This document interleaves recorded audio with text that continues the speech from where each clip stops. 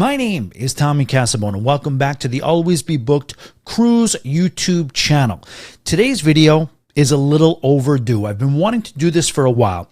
What's the backstory here? So I've amassed over 40 cruises in just over 10 years. A lot of people out there will say, well, that's not that many, Tommy. But I think the average person would say that's a pretty impressive cruise resume. A cruiser-may, if you will. Either way, see the corny jokes, I'm going to keep them in. We're just going to keep them in and keep rolling with it. Either way, I've been able to amass a list of non-negotiables. Let's just call them Tommy's top 10 rules to cruise by. In order for me to have a good time, I put these 10 rules in play. Now, again, you may not agree with them. You may agree with some of them. We're just having fun with this. This is my list. I'd like to hear your list in the comments, anything that you think I may have left out. But again, without further ado, let's do it. Tommy's top 10 rules to cruise by.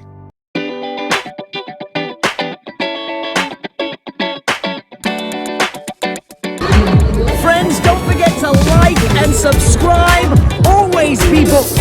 Always.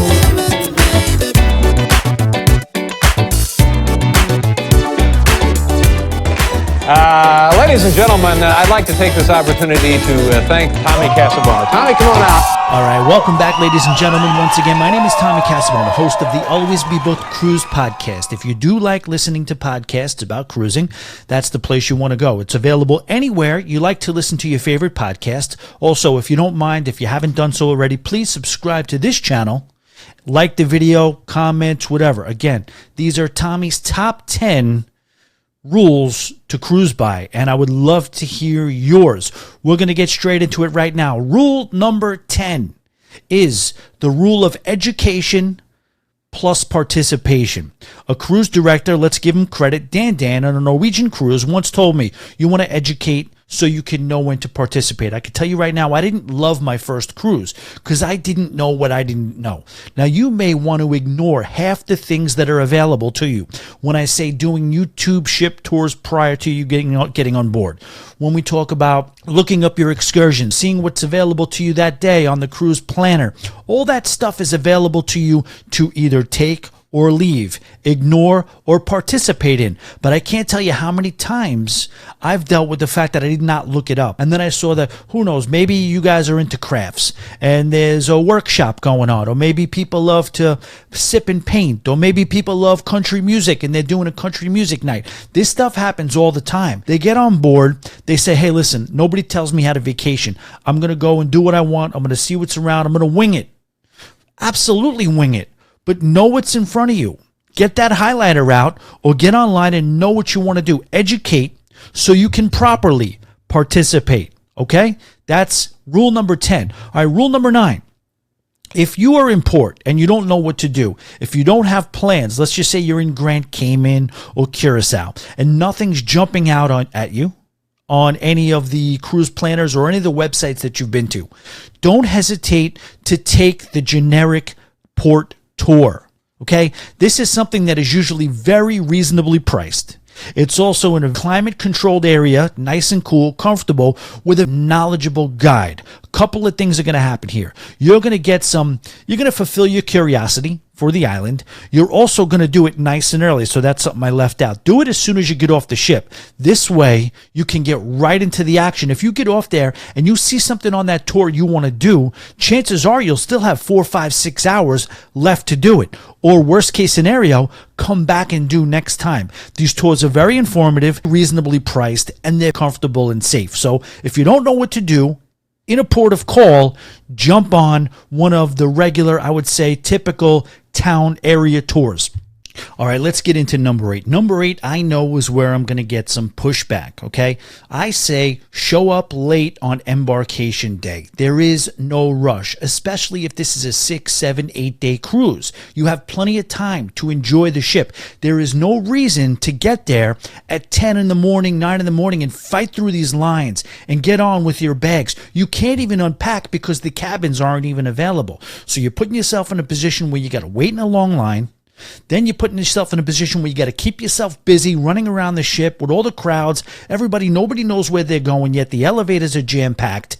And then Finally, you get your bags. You also have to contend with the muster drill. Now, I know that process is way more simplified than it used to be prior to COVID, but you still have to go in and you have to get your instructions on how to put on your life vest. And I do believe they closed down a lot of the bars and restaurants while this is happening, or until everybody gets it done. You hear those announcements. Please get your muster drill done. A lot of people are getting annoyed by that, but all I have to say is if you show up a little bit late, you fly through that terminal, okay? Then you go to your room. Your room is going to be ready so you can unpack right away. You can go get your muster drill done. Because what I want is once I get on the cruise ship, I want my fun to be uninterrupted. You know what I mean? I don't want anything in the way. I don't want to get, on the cruise ship and then have a burger, maybe get some drinks, get in the mode of having fun on vacation. Now all of a sudden, the rooms are ready. Go unpack. Oh, the muster drill. You got to go do that. So my point is get there late. Spend the hour and a half to 3 hours that you're going to have to spend getting done with your administrative duties, and then time it so that you are unpacked and finished with those duties just as you're sailing away. That is rule number 8. Show up late on embarkation day. All right, Tommy's top 10 rules to cruise by, entry number 7. This one's not for everybody either, but I'm going to say it. Incorporate some music. One of my favorite artists is Eric Church, and what he says eloquently is connect memories with melodies, whether it's a current song of the summer, whether it's a song that just came out a few years ago, or whether it's a classic. A lot of times I think we do it involuntarily. We connect memories with melodies. And if you get that Spotify playlist going and you get a good time with good people, good friends, good food, good drinks, good destinations, and then you have that right song that comes on, it creates what I call pure cruise bliss. And then what happens is you listen to this song and you remember that song and you remember where you were when it came on, and you're talking about that for years going forward. And you're sitting in your office or you're at home relaxing, and then that song comes on. And then, this is what it's about. Cruising is not just about vacations in general, are not just about the 7 days that you're enjoying them. They're about enriching your life with lifelong memories for years to come. And what you do, if you make it a point to incorporate some music into your vacation, you're setting yourself up so that when you are sitting in that hot tub in your fancy house 20 years later, or when you're at work bored, or wherever you are, you're on your subway commute, and that one song comes on, you are automatically transported to that hot tub when you were watching the sunset with the right people at the right time of day, overlooking the right scenery. So connect that memory with that melody and incorporate some good music on your cruise. That's rule number 7. All right, moving right along to Tommy's top 10 rules to cruise by, entry number 6. Embrace the mundane. I think we all realize how much we spend on these cruises. There's so much lead up to these cruises. There's so much expectation. There's so much anticipation that we get on the ship and we're like, well, go ahead. Where's the fun? Where's the action? Where's the good times? Throw it at me. What do you got for me, Carnival? Royal Caribbean. You said this was going to be the best week of my life. Go ahead, show it, prove it. The thing is that it's not always about running around 100 miles per hour. It's not always about filling up your minute to minute with something exciting to do. A lot of times it's around us either way. A lot of times I see families of 5 or couples or groups of single people sitting around a bar with a drink, and there's some guy behind them playing his heart out. Or maybe there's a band back there just jamming away.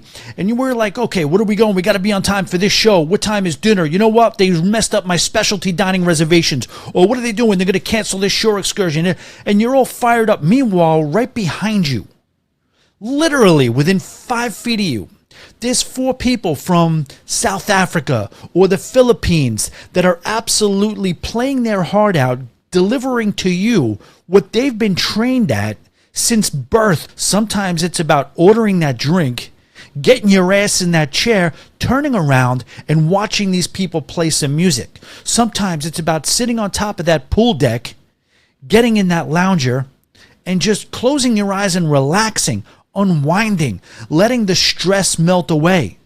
Sometimes it's just walking around the cruise, looking around the cruise ship at the wonderment, The structural wonderment of how is this thing floating? You know, spending time with maybe meeting a stranger who you didn't expect to meet. You didn't know you were going to. I already know I'm going on a cruise in 3 weeks. I already know today that after that cruise, I am going to be in touch with someone for the rest of my life who I otherwise wouldn't have never met. So embrace the mundane, embrace the relaxation. Don't just walk around expecting a mile a minute, fast-paced entertainment. Enjoy what you have in front of you. All right, Tommy's top 10 rules to cruise by.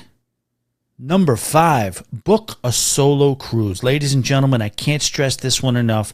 I know we all like to vacation with our loved ones. I know we all have probably some sort of skepticism around booking a solo cruise.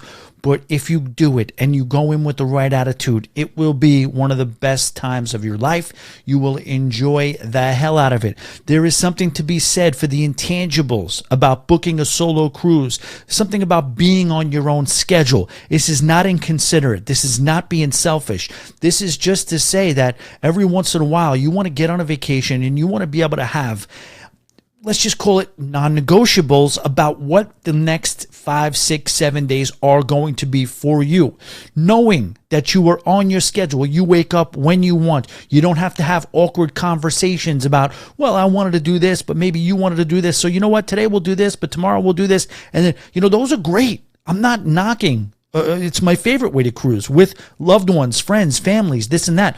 But just to switch it up every once in a while. Enjoy a solo cruise. It gives you time to reflect. It gives you time to relax. You are not impressing anybody. You are more open to meeting other people that you wouldn't have otherwise met. I can't stress it enough. Absolutely. Once, just try it. Even if you don't do it every year. Just try booking a solo cruise and embracing everything that comes to it. That was Tommy's top 10 rules to cruise by. Number 5, book a solo cruise. All right, let's keep it moving with number 4. This one I'm pretty passionate about, ladies and gentlemen. It is start your day with an activity. And when I say start your day with an activity, I mean break a little bit of a sweat. I get it. A lot of people, they look at the people that are working out feverishly, sweating like crazy in the gym at every single morning. I understand that comes with some judgment. People do that. People say, what do these people do? They realize they're on vacation or not. But I'm not saying you necessarily have to do that. But what I will say from experience is that if you start your day, and I'm not saying do more than what you're supposed to do or what you're able to do. I'm not saying even get up early at the crack of dawn. Whenever you roll out of bed, I'm telling you right now, if you want to enrich your vacation, get up, go to either the track. So maybe some people in the morning, they'll do like a yoga stretch. The cruise lines organize that a lot. Some people will go on their own and they'll do some laps, walking or running around the jogging track. I go to the gym and I hit the elliptical. Want to go easy on those knees nowadays. But something to kind of get you going, get the blood going, get your mind right. Realize there's something about just the fresh air and mixing that with some healthy cardio, some exercise that allows you to enjoy your day a little bit more. I don't do it because I think I'm going to lose 20 pounds when I'm on a cruise. I do it because if I do get a good stretch in, get a good run in, maybe a good lift in, I know when I come out of there, I get maybe a salad or some fruit or a breakfast, and then I combo that up with some coffee. I could tell you, that first drink is going to taste so much better. The colors are going to be brighter. The time is going to be enhanced. And I'll also tell you on the back end, it helps too. You may have wanted to be in bed. You may be dragging it by 10:45. This type of thing is going to elongate your evening. You're going to be in the club till 1:30 in the morning. Get up to whatever level you're comfortable with. Just get a little bit of a stretch. What I like to do, a routine that could be if you go to the thermal spa, it's beautiful. You can get your little workout in, 45 minutes of sweat, let's just call it that. And then maybe I'll go hit the spa, maybe the thalassotherapy pool.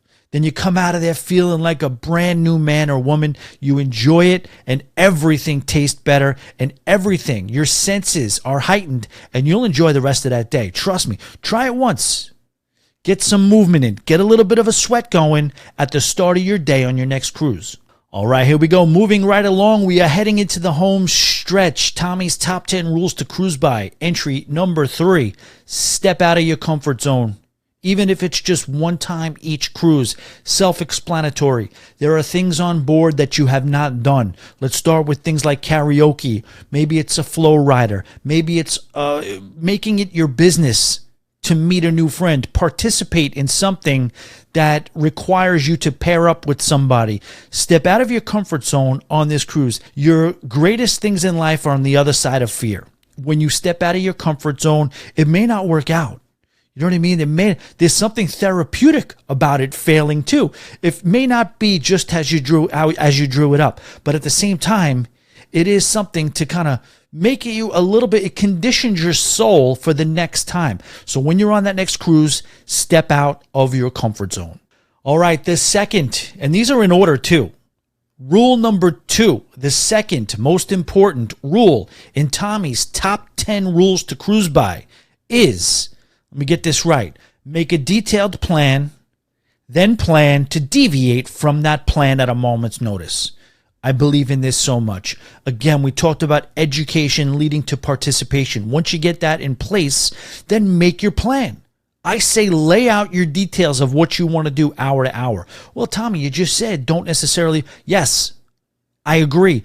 Don't necessarily bog yourself down, but you want to know what's available to you. But at the same time, don't make any of those hard and fast rules. I can give you many examples. I was planning on not having a drinking day on one day. I was like, you know what? San Juan Day, I'm not drinking today. Well, that was kind of silly to begin with, wasn't it? Anyway, listen, there was a lot of drinking on that cruise. So I decided that I was going to take off San Juan Day. But then what happens? The right sunset happens with the right group of locals on the 3rd floor of a 3-level bar. We're on a rooftop, and there is absolute bliss going on all around me. Somebody comes around. Hey, I'm ordering a round of shots. Who's in? Yeah, I'm in. What are you going to say? No? Absolutely. So make the plan. Draw out your day. Strategize. Know what you want your next move to be. But if something else comes along that's going to take you away from that just feels right, absolutely go with that.